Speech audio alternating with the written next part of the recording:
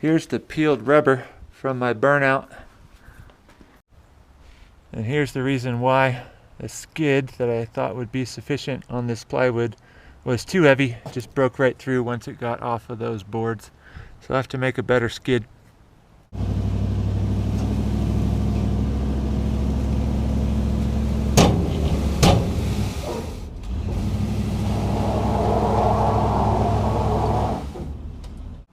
Plenty of clearance between the carport roof and the boat. That was just luck.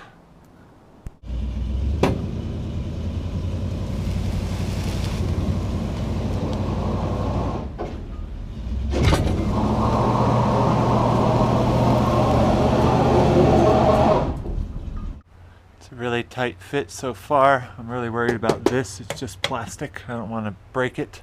I'll be real careful of that.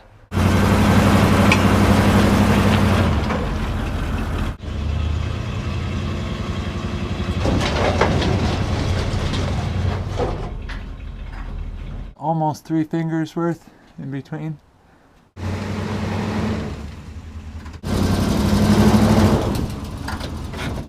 Really wanted to pull this way so that the boat would get pulled that way, but can't do it because of the traction. New setup on the driveway. The tires are both on asphalt. Not enough traction. It's this one that's burning out. This is how I should have done it in the first place, but for some reason I just didn't think of using the winch on the first try. It was fun to use the truck. It's bolted to the bed. This is a funky setup because the battery I intended to use was dead. I just put some jumper cables from the battery on the truck.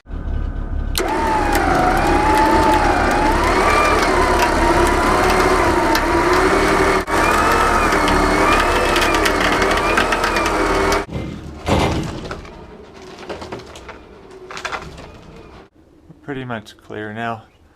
The bow's gonna start curving away.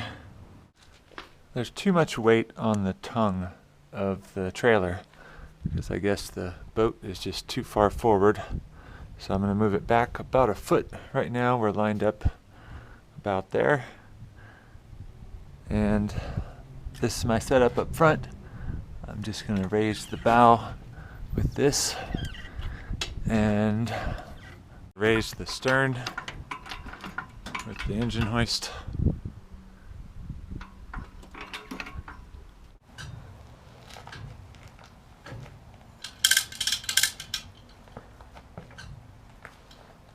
It's significantly back on the trailer now. It used to be approximately here, so that's the distance that I moved it. Hopefully that will get the balance a little bit better so that there's not so much weight on the tongue.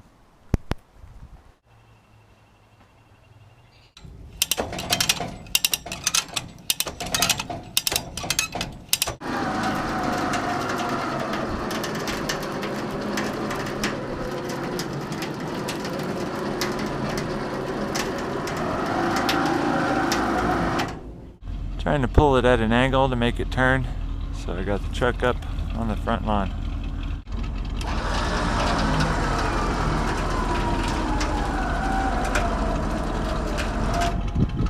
Check this out.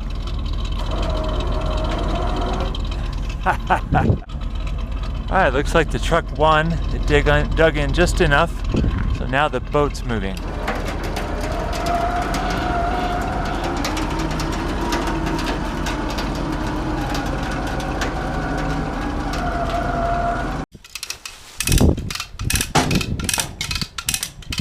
About as far over as I can get it for now. And up there, we're still clearing. Just barely right there.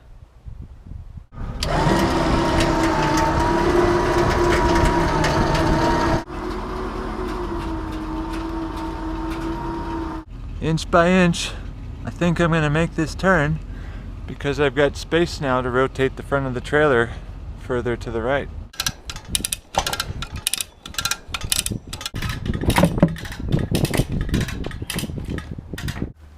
Looks like we're gonna make it, even if we were to pull it straight out.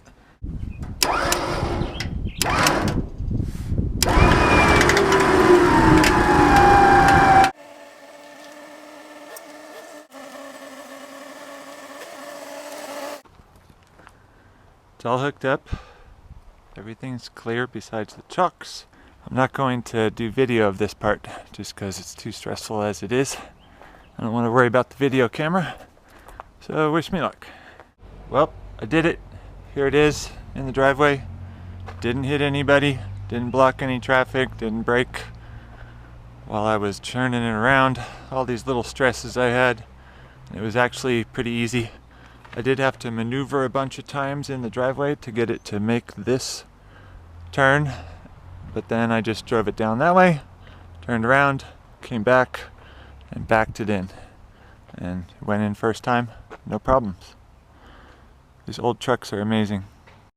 It took about 8 hours to get the boat from here and facing backwards, turn it around, and get it here. I'm not going to bother putting it back the other way because I'm going to have it towed away soon.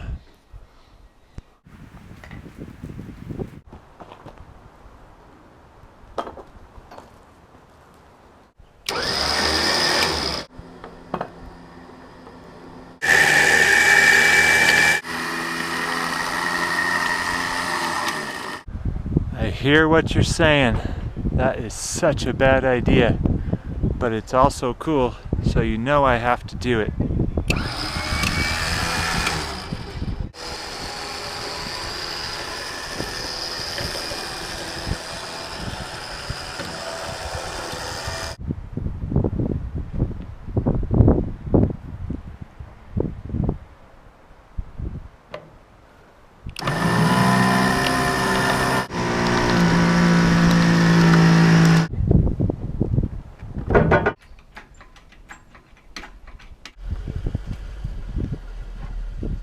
Wheels underneath here.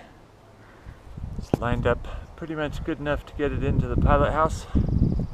I did not expect it to be this easy.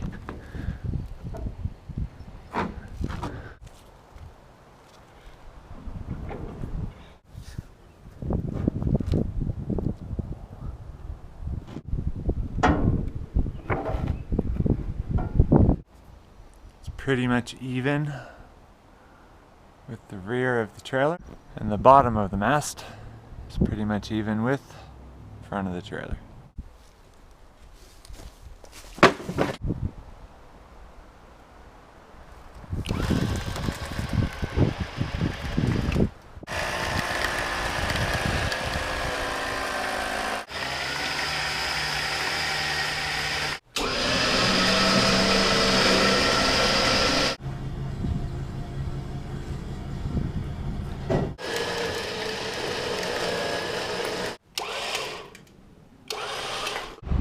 I'm in the Mount Shasta area. So far, so good. Made it to Bellingham, Washington. So far, so good. There's the other side. This is what the boatyard looks like.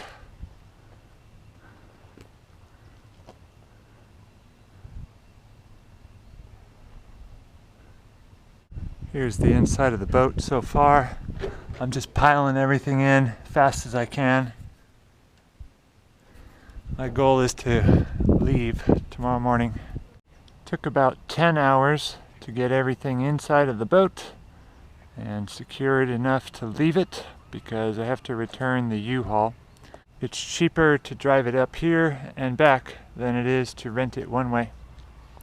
The next part of the plan is to go home, sell the truck, sell the house, and start touring the United States in the van while working on the boat in between. Still waiting for the border to Canada to open, but when it does, I'll be ready. Hopefully, I'll be launching in the spring or summer of 2022.